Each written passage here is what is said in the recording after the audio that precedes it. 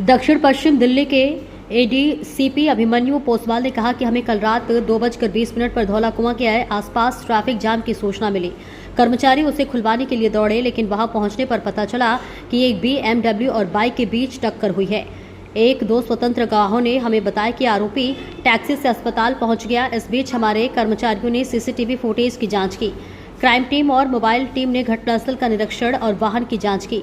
हमें सुबह लगभग 4:20 पर GDP के एक अस्पताल से एक और कॉल आया कि उन्हें एक दुर्घटना का मामला मिला है। हमने वहां जाकर आगे की कार्रवाई की। इस मामले में FIR पहले ही दर्ज हो चुकी है।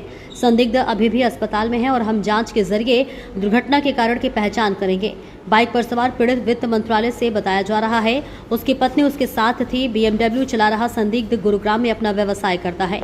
हमने दुर्घटना और सबूत मिटाने के आरोप में FIR दर्ज कर ली है।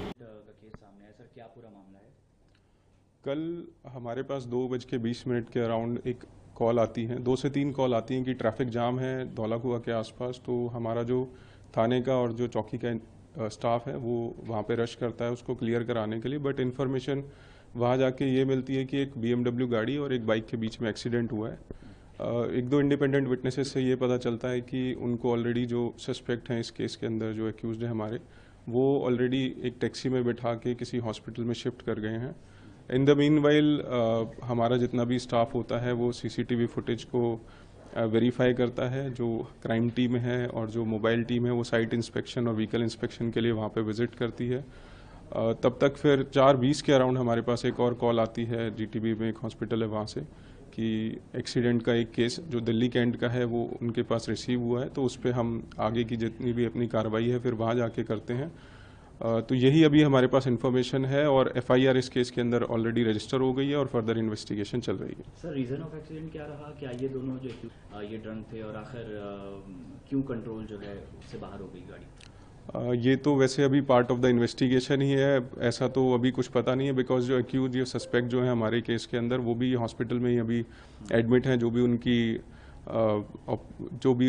हॉस्पिटल में उनका केयर करी जा रही है उसके बाद हमें आइडेंटिफाई होगा, जो इन्वेस्टिगेशन में पता चल जाएगा। सर, इसके अलावा दोनों की प्रोफाइल करें, विक्टिम की, तो इनकी प्रोफाइल क्या है और एक्यूज की प्रोफाइल क्या है? जो विक्टिम जो हमारे हैं जो राइड कर रहे थे बाइक को, वो मिनिस्ट्री ऑफ फाइनेंस में बताते हैं। उनकी वाइफ उनके साथ थी।